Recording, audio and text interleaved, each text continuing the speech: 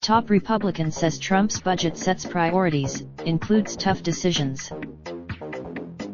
First, Trump's request includes large cuts to domestic spending, including programs like Medicare and Medicaid, while boosting defense spending and requesting $8.6 billion in new funding for a border wall. Anytime. The White House budget request was dead on arrival in the Democratic-controlled House, but it sets the stage for a funding battle later this year that could lead to another showdown over the border wall. Speaker Nancy Pelosi D. California, and Senate Minority President.